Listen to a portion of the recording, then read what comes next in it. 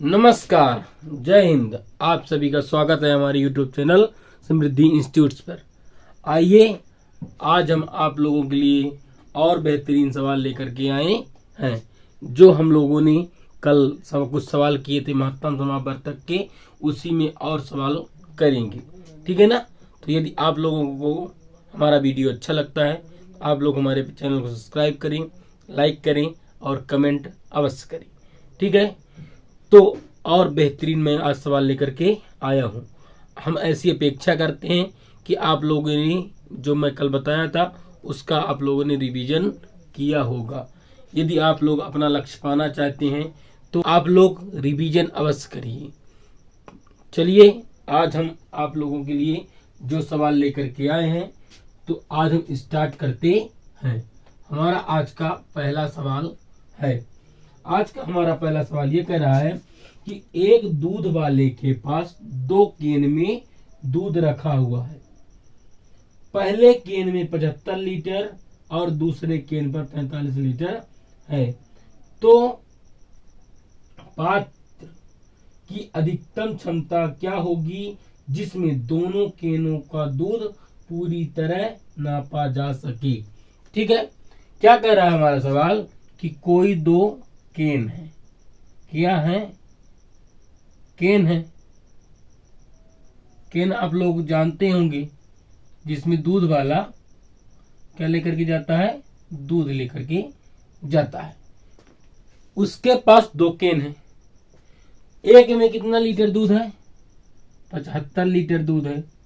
और दूसरे में कितना है? 45 लीटर दूध है। ठीक है।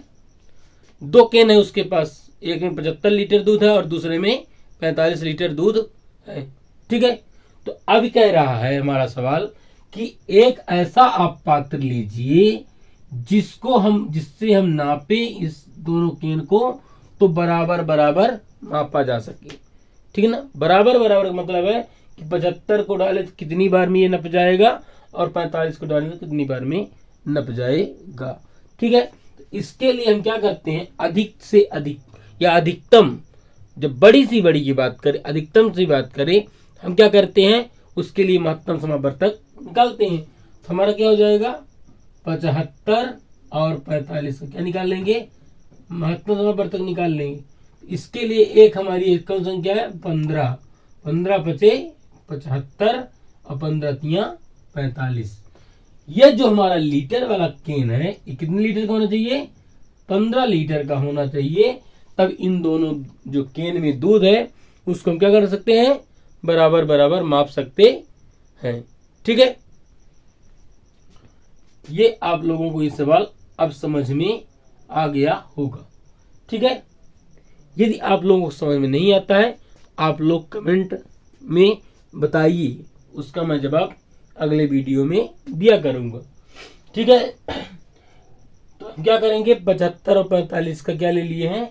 HCF ले लिए हैं। इसको हम किससे काट सकते हैं? 3 से भी काट सकते हैं, 5 से, क्योंकि 5 नहीं 15। जितना बड़ा हम सोच ले उतना जल्दी हमारा क्या जाएगा? आंसर आ जाएगा। तो हमारा HCF कितना आ गया हमारे पास? 15 आ गया। ये क्या है? हमारा आंसर है। ठीक है। अब चलते हैं हम लोग आज के अगले सवाल की ओर। आज का हमारा अगला सवाल, तो हम जो इसके पहले सवाल बताए थे वो आप लोग नोट अवश्य किए होंगे, ऐसी मैं अपेक्षा करता हूं। ठीक है। तो जो अब हम सवाल लाएंगे उसको भी आप लोग अपने जो पेन और कॉपी से अपने पास एक नोट्स बनाइए और उसको हल करिए, उसी से सीखते चलेंगे। ठीक है। अब चलते हैं हम लोग अगले सवाल की ओर। हमारा अगला सवाल क्या कह रहा है कि एक आयताकार कमरा जिसकी लंबाई और चौड़ाई क्रमशः 32 मीटर और 20 मीटर है, इसमें बराबर बराबर माप के वर्गाकार टाइल्स लगवानी है, तो प्रत्येक टाइल्स की भुजा की लंबाई क्या होगी। ठीक है। हमारा सवाल ये कह रहा है कि कोई एक कमरा है। ठीक है। क्या है, कमरा है। इसकी जो है तो लंबाई और चौड़ाई, लंबाई कितनी है 32 मीटर और चौड़ाई कितनी है 20 मीटर। लंबाई और चौड़ाई है तो इसमें हमको क्या करना है, टाइल्स लगवाना है। भाई आप लोग भी अपने घर में जब घर बनवाते होंगे तो उसमें टाइल्स लगवाते हैं। अब उसमें जब टाइल्स लगवाना है तो बिना मैथ के सवाल के कैसे हल करेंगे, भाई कितनी लंबी लंबी हमको टाइल्स चाहिए। पहले हम लोग क्या करते हैं, सोचते हैं, मैंने उसका क्या बनाते हैं, एस्टीमेट बनाते हैं, जो उसको पहले तैयार करते हैं। तो पहले ये सोच रहा है कि अगर इसमें हम टाइल्स लगवाएंगे तो ये जो हमारी टाइल्स लगेगी एक तो ये कितने मीटर की, जिससे ये कमरे में बिना काटे पीटे टाइल्स हम लगा सकें। ठीक है, इसके लिए हम क्या करते हैं कि इसको दोनों का हम क्या लिखते हैं, अधिकतम बोला है कि अधिक से अधिक कितनी भुजा वाली टाइल्स को लगा सकते। अब वर्गाकार बोला मतलब बराबर भुजा होनी चाहिए। क्या होनी चाहिए, बराबर भुजा होनी चाहिए। तो क्या हो जाएगा हमारे पास, एक 32 है और एक 20 है। तो क्या निकाल लेंगे, HCF निकाल लेंगे। 4 से कटेगा 8 बार और 4 से कटेगा 5 बार। अब तो ऐसी कोई संख्या नहीं जो इसको क्या कर सके, विभाजित कर सके। तो हमारा HCF कितना आ गया, हमारा HCF कितना आ गया 4 मीटर। तो जो टाइल्स की भुजा है, किसकी भुजा, टाइल्स की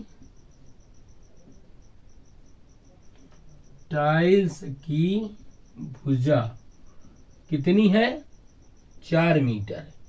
कितनी है, वर्गाकार जो हमको टाइल्स चाहिए कितने मीटर की होनी चाहिए, एक टाइल्स की जो होनी चाहिए 4 मीटर की लंबाई होनी चाहिए।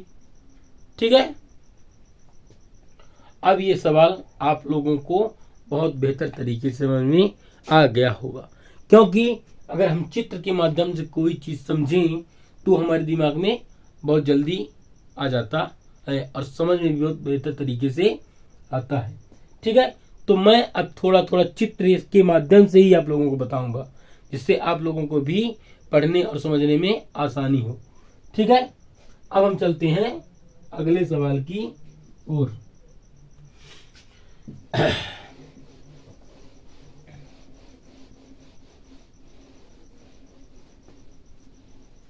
अब हमारा जो आज का तीसरा सवाल है, क्या कह रहा है कि एक व्यक्ति के पास 3 सोने की छड़ें हैं जिसकी लंबाई क्रमशः 10, 15, 20 मीटर है। वह इनके बराबर बराबर लंबाई के टुकड़े को बांटना चाहता है, तो कई भी टुकड़े वे कर सकता है, तो टुकड़ों की कुल संख्या कितनी होगी। ठीक है, अब आप लोग समझिए, उसके पास जो है सोने की छड़ है, कोई सोनी होगा, क्या होगा, कोई सोनी होगा। उसके पास क्या है, सोने की छड़ है। तो क्या करता है, इसको बराबर बराबर बांटना चाहता है।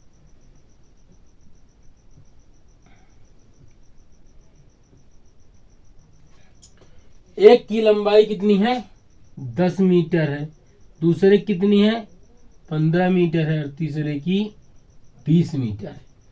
ठीक है, अब हमको बोला गया कि ऐसी बड़ी से बड़ी और कौन सी संख्या है, मैंने इसको काटने के बाद उसको हम मापें तो कुल कितने टुकड़े हो सकते हैं। इसको अगर हम तोड़ा जाए, एक ऐसे माप से मापा जाए कि ये बराबर बराबर भी रहे और इनके कुल कितने टुकड़े किए जा सकते हैं। ठीक है, तो हम क्या करते हैं, इनका HCF निकाल लेंगे।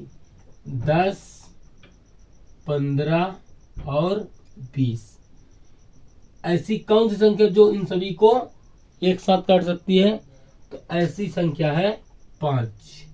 5 दूनी 10, 5 3 15 और 5 चौक 20। ठीक है, तो हमारे पास क्या आ गया, 5 जो ऐसी संख्या है इन सभी को क्या कर सकती है, बराबर। तो 5 मीटर की ये जो है ऐसी लंबाई काटेंगे कि जो सभी को बराबर काट सकती है। लेकिन हमको ये नहीं बताना है कि कितनी लंबाई चाहिए, हमको ये बताना है कि इन छड़ों के कितने टुकड़े होंगे, इन छड़ों के कितने टुकड़े किए जा सकते हैं। तो हमको टुकड़े करने के लिए जो अब ये अभाज्य गुणनखंड बचे हैं इनका क्या कर देते हैं, जोड़ देते हैं। तो क्या हो जाएगा 2 + 3 + 4 कितना हो जाएगा हमारे पास 4 3 7 2 9। तो इन छड़ों का कितने टुकड़े होंगे, 9 टुकड़े होंगे। ये क्या आ गया हमारे पास, आंसर आ गया। कितने टुकड़े होंगे हमारे पास, 9 टुकड़े होंगे। ठीक है, अब चलते हैं हम लोग अगले सवाल की ओर। और आज का ये हमारा क्या है, आखिरी सवाल होगा। तो यदि आप लोगों को हमारे पढ़ाने का तरीका अच्छा लग रहा है, आप लोग हमारे चैनल को सब्सक्राइब करिए, वीडियो को लाइक करिए और कमेंट में अवश्य जवाब दीजिए। ठीक है, अब चलते हैं आज के आखिरी सवाल की ओर। आज का आखिरी सवाल हमारा क्या कह रहा है कि 3 आयताकार खेतों का क्षेत्रफल 200 वर्ग मीटर, 250 वर्ग मीटर और 300 वर्ग मीटर है। तीनों खेतों में बराबर क्षेत्रफल की क्यारियां बनाई गई है। प्रत्येक क्यारियों की चौड़ाई 5 मीटर है और उनकी अधिक से अधिक लंबाई क्या होगी, ज्ञात कीजिए। ठीक है, चलिए हमको क्या, हमारा सवाल ये कह रहा है कि कोई 3 खेत है। क्या है, 3 खेत है। खेत तो आप लोग जानते ही होंगे। कोई 3 खेत है, इस पर हमको क्या करना है, इनका क्षेत्रफल भी दिया है। एक का कितना है 200 मीटर स्क्वायर, ये कितना है 250 मीटर स्क्वायर और ये कितना है 300 मीटर स्क्वायर। अब इसमें हमको क्या बनाना है, क्यारियां बनानी है, परिया क्यारियां बनानी है। तो ऐसी कितनी क्यारियां बनाई जा सकती हैं कि जिसकी चौड़ाई 5 मीटर हो और उसकी अधिकतम लंबाई क्या होगी, उसकी अधिकतम लंबाई क्या होगी। तो हम क्या करते हैं, सबसे पहले जो हमको क्षेत्रफल दिया गया इन खेतों का उसका क्या निकाल लेते हैं हम, क्योंकि अधिक से अधिक बोला है लंबाई, तो क्या करेंगे, अधिक से अधिक जब बोलेगा तो उसका हम क्या निकाल लेंगे, महत्तम समावर्तक निकाल लेंगे। तो क्या हो जाएगा हमारे पास 200, 250 और 300। अब ऐसी कौन सी संख्या है जो इन सभी को बराबर काट सके, तो क्या हो सकता है 50, 50 चौको 200, 50 पंचे 250, 50 छक्का 300। ठीक है, तो 4, 5 और 6। ठीक है, कितनी बार कटा ये हमारे 50 से 4 बार, ये कटा कितनी बार 5 बार और ये 6 बार। ठीक है, तो अब ये क्या आ गया हमारे पास, अधिकतम क्षेत्रफल आ गया जो हमको क्यारियां बननी, मतलब जो हमारी क्यारियां बनेगी उसका क्षेत्रफल कितना रहेगा 50 मीटर स्क्वायर। ठीक है, तो आप लोग क्षेत्रफल का सूत्र बस पढ़े होंगे। जो आयताकार का क्षेत्रफल का सूत्र क्या होता है, लंबाई गुणे चौड़ाई, लंबाई गुणे चौड़ाई। तो लंबाई कितनी है हमारे पास पता नहीं, लंबाई तो ज्ञात करनी, लेकिन क्या क्षेत्रफल हमारे पास है कितना है 50 है। लंबाई गुणे चौड़ाई बराबर क्या होता है, क्षेत्रफल होता है। चलिए क्षेत्रफल लिख देते हैं। क्षेत्रफल किसकी ज्ञात कर रहे हैं हम, क्यारियों की, क्यारियों की। ठीक है, लंबाई तो हमको क्या करना है, ज्ञात करना है, लंबाई रहने देते हैं। चौड़ाई हमको दिया गया है कितना है 5 मीटर है, तो क्या करेंगे, क्षेत्रफल हमारे पास आया है 50, 5 गुणे में कहाँ चला जाएगा, भाग में, तो लंबाई बराबर 50/5, 5 एक कम 5 5 दहम 50, 10 मीटर है। तो जो क्यारियां बनेगी हमारी वो की अधिकतम कितनी लंबाई होगी उसके 10 मीटर। कितनी होगी? 10 मीटर होगी। ठीक है, ये आप लोगों को अच्छे से समझ में आ गया होगा। यदि नहीं आया है तो एक बार हम और रिवाइज कर देते हैं। तो हमारा क्या हो जाएगा? हमारा सवाल ये बोला कि कोई 3 खेत हैं जिनका क्षेत्रफल कितना है? 200 मीटर स्क्वायर, 300 मीटर स्क्वायर और 400 मीटर 250 मीटर स्क्वायर और 300 मीटर स्क्वायर। अब इसमें यह बोला गया है कि जो क्यारियां बनाई जाएंगी उसकी जो लंबाई तो नहीं बताया, लेकिन चौड़ाई कितनी होनी चाहिए? 5 होनी चाहिए। तो उसका क्षेत्रफल तो हमको निकाल लेंगे, लेकिन क्या ज्ञात करना हमको? जो क्यारियों की लंबाई है वो ज्ञात करनी है। अब हमको अधिकतम बोला था, मेरे दिमाग में आया क्या ज्ञात करना है? इसका महत्तम ज्ञात करना है। तो कितना हो जाएगा हमारे पास? 200, 250 और 300। इसका क्या करेंगे? एचसीएफ निकालेंगे। इसके बाद हम क्या करते हैं? एचसीएफ निकाले। हम सोचने लगी कि इसका एचसीएफ बड़ी से बड़ी संख्या करना है, तो बड़ी से बड़ी हम सोच सकते हैं कि 50 जो है इसको 200 को 4 बार काटेगा, 250 को 5 बार में और 300 को 6 बार में पूरा काट देगा। तो हमारा एचसीएफ कितना आ गया? 50। ये एचसीएफ तो ठीक है 50 है, लेकिन जो हमको क्यारियां बनानी थी उसका क्या? ये क्षेत्रफल है। उसका क्या? ये क्षेत्रफल है। अब जो हम इसको क्षेत्रफल हमारे पास आ गया। अब हमारे पास आयत की जो क्षेत्रफल है उसका सूत्र होता है, कितना होता है? लंबाई गुणे चौड़ाई बराबर क्षेत्रफल। तो कितना लंबाई हमारे पास? लंबाई तो ही ज्ञात करनी है, चौड़ाई हमको क्या था? दिया गया था। अब लंबाई चौड़ाई आ गया हमारे पास, कितना? 5 आ गया, बराबर 50 कर देते हैं। अब 5 जो है हमारे पास गुणे में है। अब गुणे में तो कहाँ जाएगा? भाग में जाएगा। कितना जाएगा? 5 एक कम 5 15 50। तो जो हमारी क्यारियों की लंबाई थी वो आ गई। कितनी है हमारे पास? 10 मीटर है। ठीक है, अब ये मैं ऐसी अपेक्षा कर सकता हूं कि ये सवाल आप लोगों को अच्छे से समझ में आ गया होगा। ये रहे हमारे महत्तम समावर्तक के कुछ सवाल। ठीक है, अब इसके बाद जो शेष वाले सवाल होते हैं वो लेकर के आएंगे, क्योंकि महत्तम से ही है कि इतना शेष बचेंगे। तो वो जो शेष वाले सवाल हैं उसको मैं अगली वीडियो में लेकर के आऊँगा।